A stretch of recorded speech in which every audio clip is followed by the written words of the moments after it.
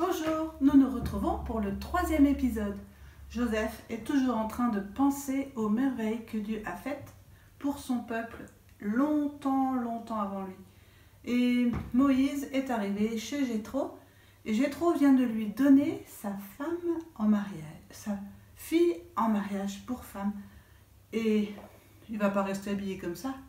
Il est égyptien, mais il devient berger avec Jéthro et ses filles. Alors, voilà notre berger. C'est toujours Moïse. Il a changé de vêtements, mais il s'habille avec les gens là où il habite maintenant, dans le désert, comme un berger. Et le troupeau a bien grandi. Les 3 moutons sont devenus 3 gros moutons et ils ont tous eu un petit. Et du coup, nous voilà. Il y avait un bélier dans la bataille. Et donc, et voilà Moïse qui part avec le troupeau de Jéthro, traverse le désert pour aller chercher un endroit avec un peu d'herbe à manger. Il traverse le désert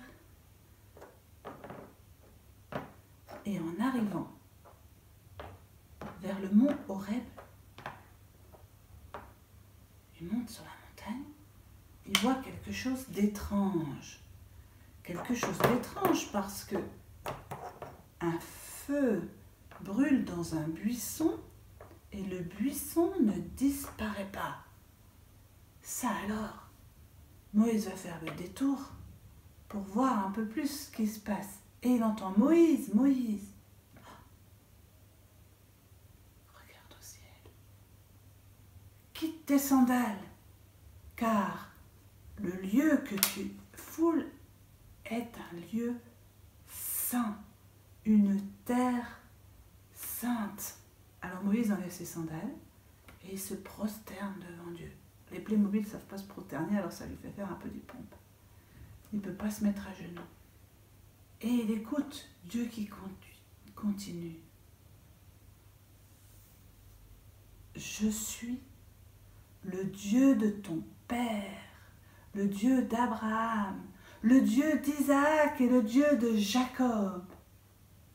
Alors Moïse, il se voile le visage parce qu'il se dit, oh là, je suis en présence du Dieu de mon père, celui dont maman m'a tant parlé, du Dieu d'Abraham, le père de tous les croyants qui croient que Dieu est un, qu'il n'y en a qu'un seul, le Dieu d'Abraham, le Dieu d'Isaac.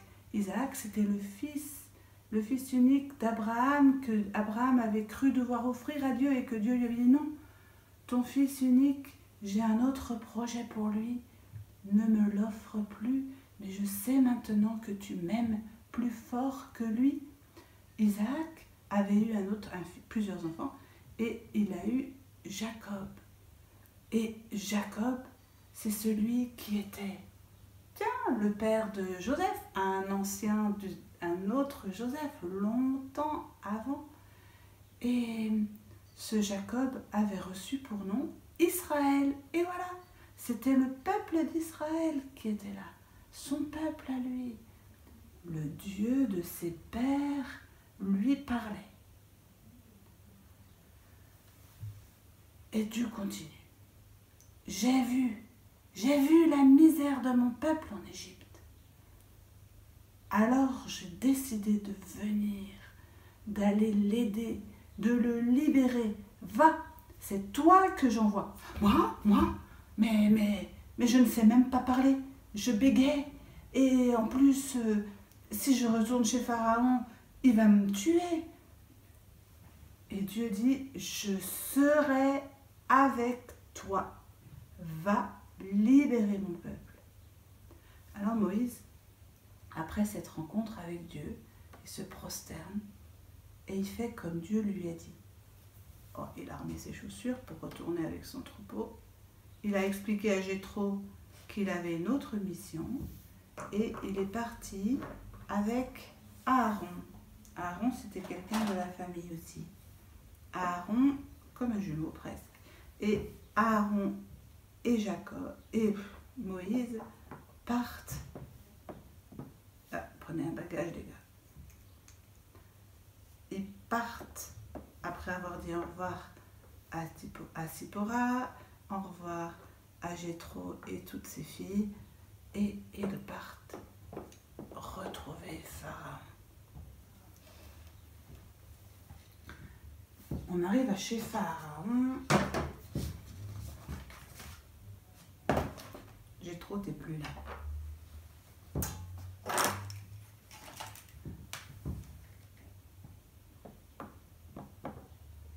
Ô Pharaon, nous venons te voir pour te demander une faveur. Il faut que tu laisses partir tout notre peuple à 3 jours de marche dans le désert, parce que nous devons aller prier notre Dieu, offrir des sacrifices. Laisse-nous partir. Jamais, jamais, jamais de la vie. Ils travaillent pour moi. Que vont devenir mes constructions s'ils ne sont plus là? Repartez d'où vous êtes. Pharaon, notre Dieu, nous a dit que si tu ne suivais pas ce qu'il demandait, ça se passerait pas très bien pour toi. Jamais, jamais, partez d'ici. Alors, si des misères t'arrivent, ne t'étonne pas et rappelle-nous. Et ils repartent dans la cité construite par les Hébreux.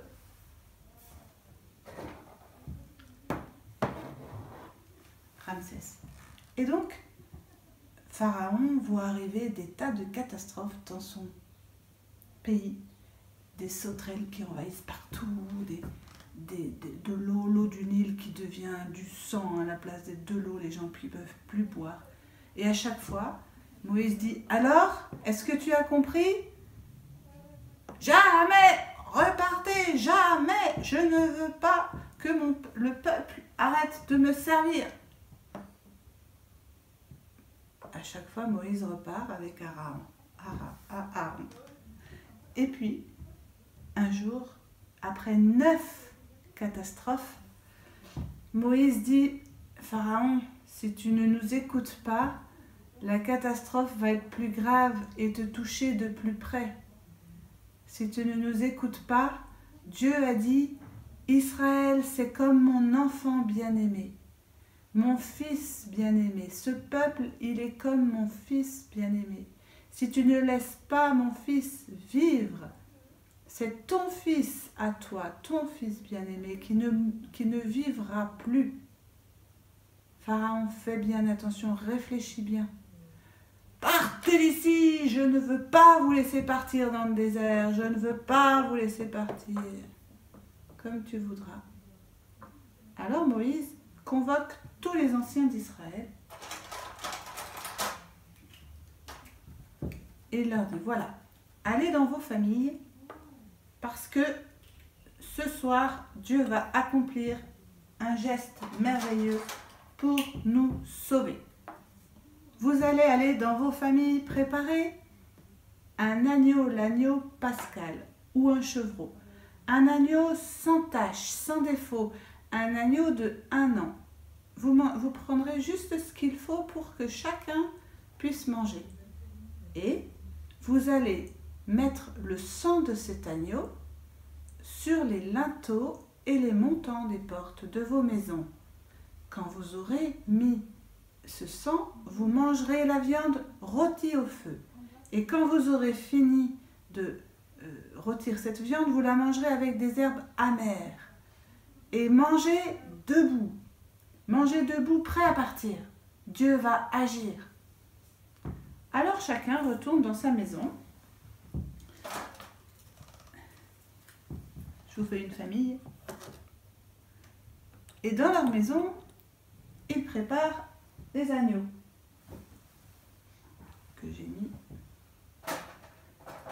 Chacun fait cuire son agneau rôti au feu.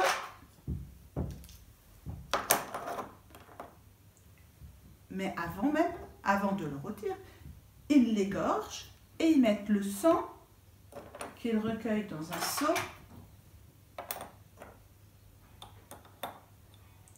Ils mettent le sang sur le linteau, c'est la poutre qui est là au-dessus de la porte, et sur les deux montants des portes. Ensuite, ils font cuire l'agneau et ils mettent le sang sur les montants des portes. Et puis, dans toutes les familles, ils font ça. Ils rentrent tous dans leur maison parce que Dieu a dit qu'il fallait être chacun chez soi au moment où la catastrophe allait passer. Ils ont mangé, ils sont dans leur maison. Hein. C'est juste pour que vous voyez, je ne les mets pas derrière. Ils mangent tous, allez, tous bon appétit. Et puis,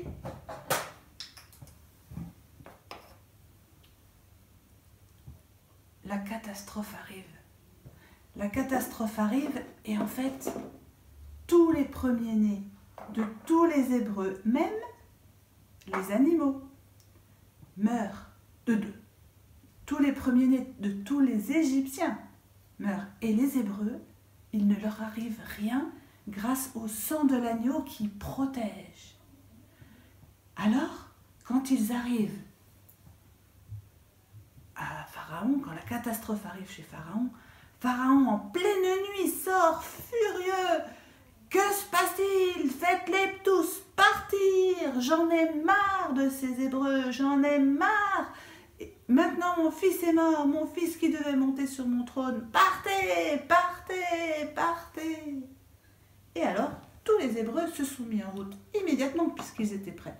Simplement, la pâte du pain n'avait pas eu le temps de monter, donc ils ont emporté la pâte comme ça. Ils avaient fini de manger, les agneaux, ils sont plus là, il n'y avait plus de viande. Ce Dieu avait dit que tous les restes, il fallait les brûler au feu, tout ce qui n'était pas mangé. Et ils sont partis avec les enfants, les adultes, tout le monde. Et ils sont partis dans le désert, tous.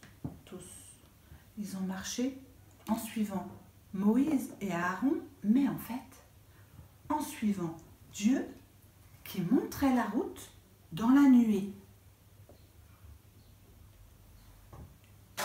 Alors ils sont partis avec tous leurs troupeaux, avec tous leurs biens, leur argent. Ils avaient même emprunté des choses aux Égyptiens, et les Égyptiens leur avaient donné. Ils sont partis avec tout pour avoir des forces et des richesses pour le voyage.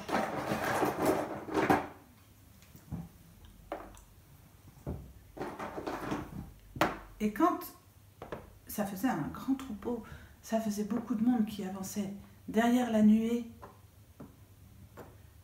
qui représentait la présence de Dieu. Et ils marchaient dans le désert. Ils ont fait une pause. Pour le repas. Ils ont cuisiné, ils ont allumé du feu et ils ont fait cuire leurs galettes de pain qui n'était pas levé, du pain sans levain. Ils ont fait cuire leurs galettes et après la pause, ils ont repris leur marche. Et la nuée lumineuse s'est arrêtée à un endroit dans le désert, devant la mer Rouge.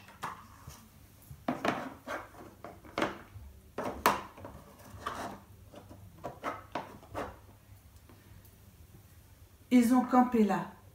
Le soir, la nuée devenait lumineuse pour qu'on le voie. Et s'est arrêté là. Ils se sont endormis. Tout le monde a dormi. Pas les troupeaux. Et le lendemain matin,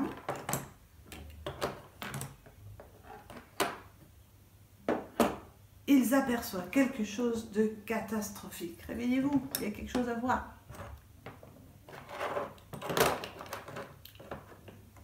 Le lendemain matin, il s'était passé quelque chose dans la journée chez Pharaon. Après avoir pleuré la mort de son fils, il a réalisé qu'il n'y avait plus un seul Hébreu dans toute la ville de Ramsès, qu'il n'y avait plus un seul Hébreu sur tous ces chantiers, que tout allait s'arrêter. Alors, pris de panique, il s'est dit « Rattrapez les Hébreux! Partez à leur poursuite! Tous mes chevaliers, tous mes serviteurs, tous mes soldats, chars et cavaliers, partez à la poursuite !» Alors, ils sont partis à la poursuite. Ils sont partis à leur poursuite. Et Dieu a vu que les Égyptiens arrivaient. Alors, et Joseph, tu nous gênes un peu. Il raconte. Alors la nuée, c'était plus la nuit, donc la journée c'était la nuée sombre. La nuée sombre s'est mise entre les Égyptiens et les Hébreux. Et les Hébreux ont commencé tous à râler. Oui, Moïse, en fait, tu voulais nous faire tous mourir dans le désert. Regarde, les Égyptiens arrivent avec leurs chevaux, ils vont être là dans pas longtemps. Et tu veux tous nous faire mourir dans ce désert? Alors, Moïse prie. Dieu, mon Dieu, qu'est-ce que je dois faire? Tu veux libérer ton peuple ou tu veux tous nous tuer?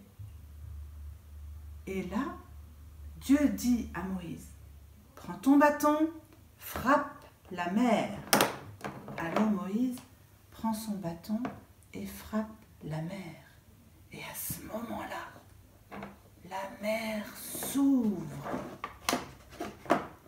Les vagues arrêtent d'un côté, les vagues arrêtent de l'autre, et ça fait une muraille qui tient de chaque côté. Enfin, qui devrait tenir.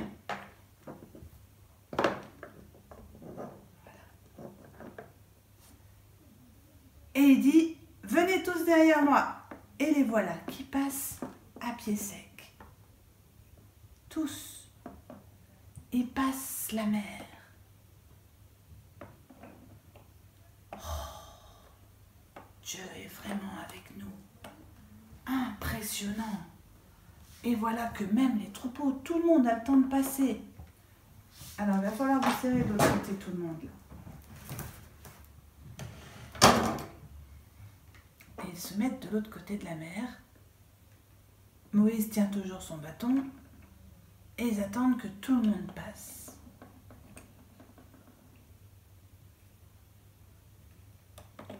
Même les enfants, tous les petits, tout le monde passe de l'autre côté. Mettez-vous là, vous allez bien voir, même si la mer n'est pas là.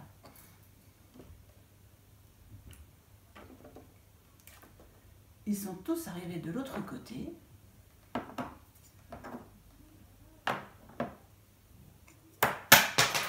C'est pas grave. Là, quand ça tombait à l'école, j'avais beaucoup de fou rire. Mais je suis un peu toute seule. Simplement, petit problème. La nuit a suivi derrière. Petit problème. Pharaon et ses Égyptiens se sont engouffrés pour continuer à marcher dans la mer. Les derniers, les petits qui arrivaient, qui marchaient moins vite, on leur a dit « Dépêchez-vous, dépêchez-vous !» La nuée fermait la marche. Et les chars de Pharaon se sont enfoncés dans la mer, entre les deux bras de la mer ouverte. Ils se sont tous mis à la poursuite. Mais Dieu, pour protéger son peuple, a faussé les roues des chars. Et les chevaux se sont mis à se cabrer. Les chars sont partis en déroute. Et il y en a qui ont dit « Vite, vite, fuyons, c'est Dieu qui combat contre nous, c'est Dieu qui protège son peuple, faites demi-tour, faites demi-tour. » Ah ouais, mais c'est difficile de faire demi-tour dans un petit passage de la mer. Faites demi-tour, faites demi-tour. C'était la débandade. Et pendant qu'ils étaient en train de faire demi-tour, la mer s'est refermée. Parce que Dieu a dit à Moïse, étends ton bâton et referme la mer. Et la mer s'est refermée et a englouti tout le monde. Les cavaliers, les chevaliers, les chars, les chevaux, tous sont morts engloutis dans la mer. Et tout le peuple, rassemblé de l'autre côté, s'est mis à chanter. Cheval et cavaliers, la mer les a engloutis, le Seigneur est victorieux. Chantons le Seigneur car il a fait éclater sa gloire. Il a jeté à l'eau cheval et cavalier. Chantons le Seigneur car il a fait éclater sa gloire. Il a jeté à l'eau cheval et cavalier. Le Seigneur est ma force, c'est lui que je chante. Chantons le Seigneur car il a fait éclater sa gloire. Il a jeté à l'eau cheval et cavalier. Ils n'en revenaient pas, tous ces Hébreux. Ils se sont dit, oh, Dieu est vraiment avec nous. Alors, les Hébreux sont tous... Les Égyptiens sont tous morts, la mer est passée et les Hébreux continuent leur route dans le désert. Alors là, Pharaon n'est plus là. La ville de Ramsès, elle est loin. Joseph, tu peux revenir. Et puis, le désert, c'est long. En fait, ils ont marché dans le désert pendant 40 jours. 40 années. Et nous, pendant 40 jours, on vit le carême. Mais eux, c'est 40 ans qu'ils ont marché. Et alors, Dieu les conduisait par la nuée lumineuse, la nuit, le soir.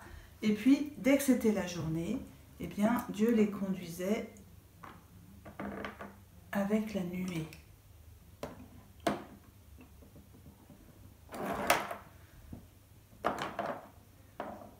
Donc là, on est le soir, si vous avez bien suivi, parce que c'est la nuée lumineuse qui conduit le peuple. Et régulièrement, quand la nuée s'arrêtait, ben le peuple s'installait, faisait leur campement. Mais c'est bien beau tout ça, mais leurs réserves commençaient à s'épuiser. Et alors les Hébreux sont mis à voir Moïse en râlant. Alors, non, Myriam, toi tu râles pas, mais parce qu'elle était avec Aaron et Moïse a essayé d'écouter Dieu. Mais tous ils sont en train de râler. Mais qu'est-ce que tu nous as fait venir dans ce désert? On n'a rien à manger. On était mieux en Égypte. On avait notre viande, nos petits oignons, nos bonnes marmites. C'était plus agréable. Là, on fait que manger nos réserves et on n'a plus rien d'ailleurs. Alors Moïse leur dit, allez dormir en paix. Et demain, Dieu va vous répondre. Et Dieu va prier dans la montagne. Dieu, qu'est-ce que je leur dis? Je leur ai promis que tu allais répondre. Fais quelque chose. Ils ont faim. Et Dieu dit à Moïse, demain matin, il y aura sur le sol une fine couche comme du givre. Prenez-en chacun ce dont il a besoin pour manger. C'est ce que Dieu vous donne, le pain qui vient du ciel. Alors ils se sont tous couchés, c'était la nuit. Alors je ne les couche pas tous. Et pendant la nuit, si je ne trouve pas ma manne. Et pendant la nuit, Dieu a fait tomber la manne. Le sol était couvert d'une petite pellicule blanche. Et alors, les gens se sont réveillés et sont allés voir. Oh, qu'est-ce que c'est? Alors les femmes ont pris un petit panier et ont tout ramassé, chacun pour sa famille, et ils ont ramassé en se disant, mais qu'est-ce que c'est? Man-ou. Man-ou, ça veut dire qu'est-ce que c'est? Et du coup, ils ont appelé ça de la manne. Et Moïse dit, attention, Dieu vous donne à manger, mais ne prenez que ce dont vous avez besoin. Si vous prenez trop, si vous faites des réserves, ça va pourrir. Alors, ils ont fait ça, et chaque jour, ils ont ramassé la manne. Et le vendredi, Dieu a dit à Moïse, prenez double dose, parce que demain, c'est sabbat, c'est le Shabbat. Le Shabbat, c'est le jour du repos. Pour nous, c'est le dimanche. Et pour eux, c'est le samedi. Et du coup, le samedi, on ne ramasse pas de manne. Et ils ont ramassé le double pour pouvoir manger. Et en fait, ça ne s'est pas abîmé. Parce qu'il y en avait bien des petits fripons qu'on avait pris en réserve dans leur poche en se disant « Chouette, moi j'aurais un peu plus à manger ». Et en fait, le lendemain, c'était devenu plein de petits verres, ça avait pourri. Mais le jour du Shabbat, ils ont tous ramassé double dose et le lendemain, ça n'avait pas pourri. C'était très bon à manger. Ça avait un goût de galette au miel. Alors ils mangent, et les Hébreux là, vous ramassez votre manne parce que si vous la laissez sur le sol, tout ce qui est en trop, remarque, ça pourrit, ça redevient dans le sol. Alors moi je ramasse parce que ça ne va pas pourrir. Et donc, un jour, ils se sont remis à râler. Moïse, on en a marre, on en a vraiment marre. On mange tous les jours la même chose. Oh, c'était quand même mieux, nos petites cuisines, nos petites viandes aux oignons devant nos belles marmites. Alors, qu'est-ce que tu fais? on en a marre de manger ça. Qu'est-ce qu'il fait, Moïse, dans ces cas-là? Il va voir Dieu et il prie Dieu. Dieu, alors, qu'est-ce qui se passe? Qu'est-ce que je leur dis? Ils veulent manger de la viande, je les comprends. Dieu leur dit, Moïse, t'inquiète pas. Demain, j'enverrai un vol de cailles. Les cailles, c'est des petits oiseaux. Et le lendemain matin,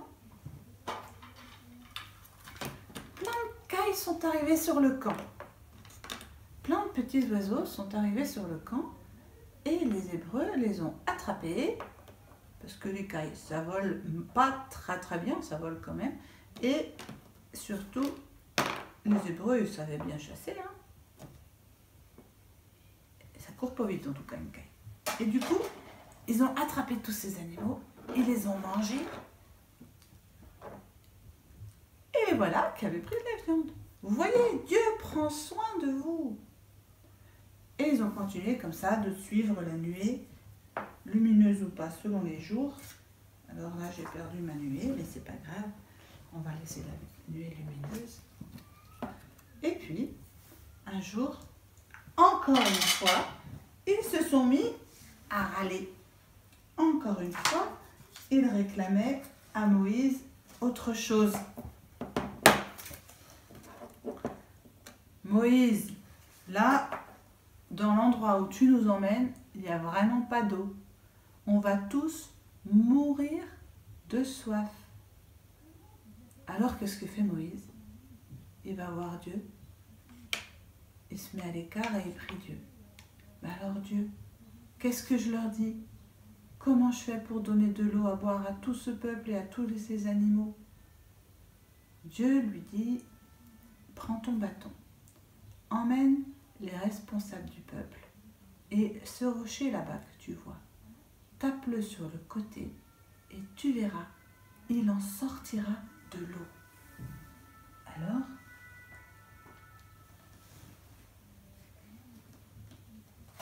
simplement,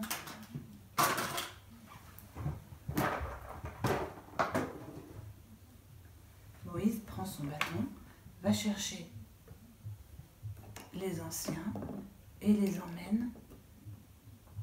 Venez les anciens et il les emmène auprès du rocher.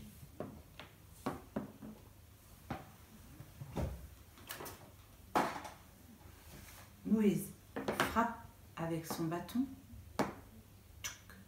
et à ce moment-là, une source jaillit et de l'eau coule du rocher. Alors, ils sont tous venus. Oh, Dieu nous donne de l'eau. Ils ont tous accouru, les animaux sont venus boire, tout le monde. Et l'eau jaillissait. Et ça coulait de plus en plus loin. Tout le monde est venu boire. Dieu avait encore pris soin d'eux. Quand même, ils avaient la tête dure. Mais Dieu continuait d'être patient et de leur donner ce dont ils avaient besoin. Le soir, la nuée lumineuse était à nouveau là, qui les protégeait, et ils se sont couchés en ayant bu. Puis, le lendemain, Dieu leur a dit de reprendre la route et ils sont partis plus loin dans le désert. Ils ont laissé la rivière qui coule toujours.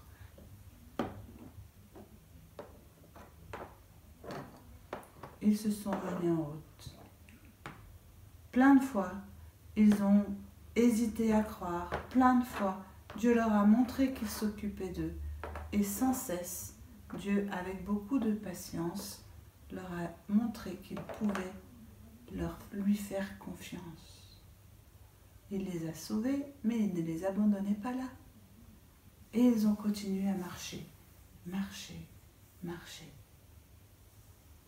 Un jour, Dieu demande à Moïse de venir le rencontrer sur la montagne.